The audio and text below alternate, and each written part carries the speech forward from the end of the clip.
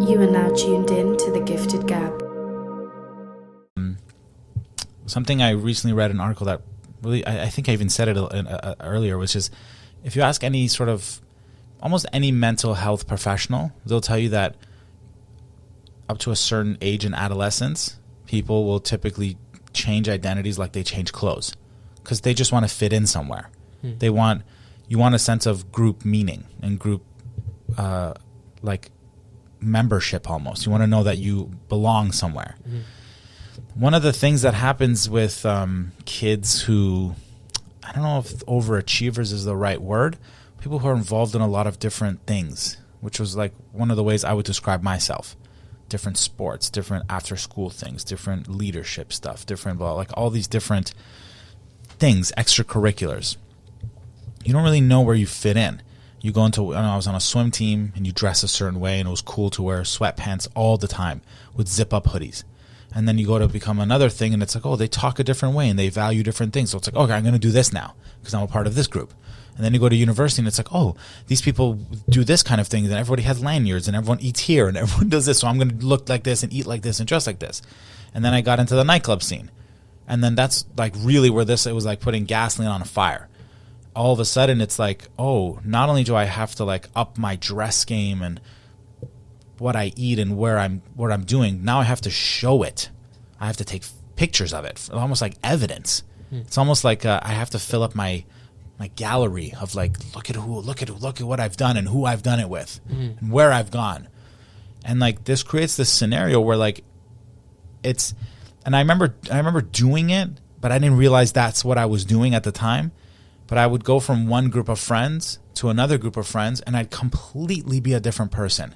The way that I talked, the words that I used, the jokes that I made, everything would be different about me. And then what would be a real mind fuck was when those two groups like came together, or like one person from each group came together and I was like, oh yeah, like come out with me and my other buddy. But this one is from like a different world, a different identity. And then this one's from a different identity. It's like, you're almost confused. It's like, well, this guy knows me as this really funny, outgoing, and this person knows me as this kind of like more quiet or introverted, like likes to read guy. And I'm trying to like blend the two worlds. But you don't realize you're playing this like charades game in between trying to like, which identity should I wear? Which hat should I wear? Until you get to a point where inevitably this will end. And it will more than likely end in a blow to the face, like Mike Tyson style punch to the face, which life will give you, and everything will come crumbling down. At least that's been my experience. And then you start to like rebuild. But the rebuilding is interesting because it gives you an opportunity, and you touched on it a few moments ago when you said in like the more, let's say, rural communities, you get a moment to yourself and you get to think about truth. And truth is an interesting thing, right? Truth is like, first of all, what is it? And what does it mean to you? And how do you know that that's your truth? How do you know that's not a truth you got from somewhere else that you're trying to almost mend into your own self or your own identity?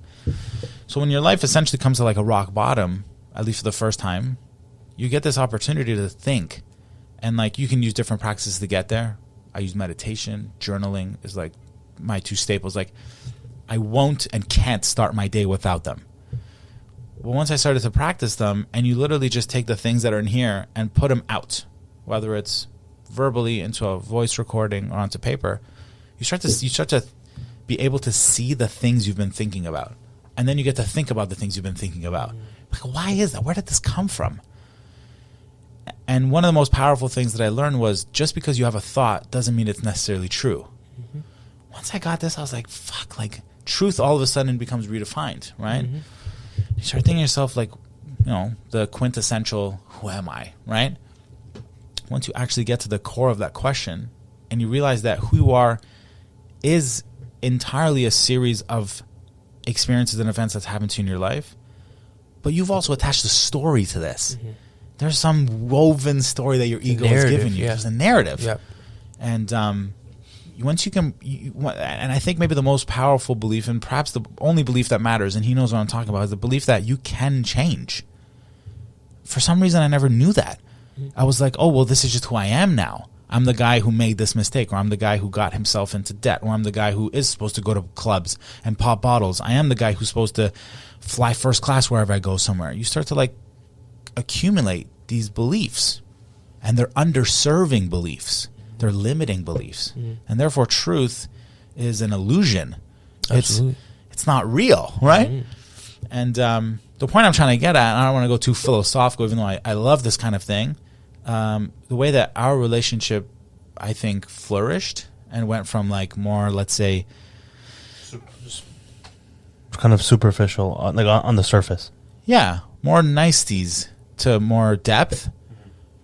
At least from my side. I mean, he did the same thing in his own way, and if he wants, he could touch on it. But from my side, it's like I had to identify how many of these identities I was wearing. And I call them masks. Really, it's the same thing. And when I started taking them off, you're like, fuck, there's a lot. I act a different way with every single person I interact. And this is a mistake. Because once I understood that if I act indiscriminately, regardless of who I come into contact with, whether that person has a cobra in their heart or a rainbow in their heart, how I act is not dependent on the people that I come into contact with. How I act is entirely based off my own set of beliefs that I've decided are the best accumulation of identities and beliefs for me. Therefore, regardless of who I interact with, I'm the same person all the time. Absolutely. And this is a freeing thing. Oh, yeah. And while we're on the topic, I recommend a book called Lying by Sam Harris. Beautiful. Lying? Like being a liar.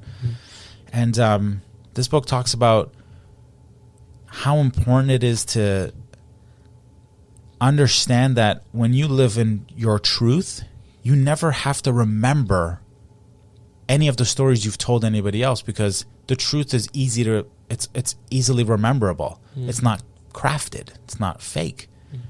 And I was a person who had to lying, putting on identities is lying to yourself. Absolutely. But I don't have to keep track of it anymore, right? And the easiest thing to keep track of is the truth, because it doesn't change. I don't have to think about it. I don't have to look up and to the left and be like, fuck, what did I tell this person 6 months ago when they asked me where I was or what I was doing or what I'm into, or you said you were into this thing. I don't have to do that anymore. So therefore, living in the truth allows you to be free. Allows you to be free. And the truth will set you free. And that's actually the title of my journal. And I look at it every single morning when I open it up. The truth will set you free. It's liberating. It's really liberating. Freeing shit. It is. Liberating as fuck. Yeah. Yeah.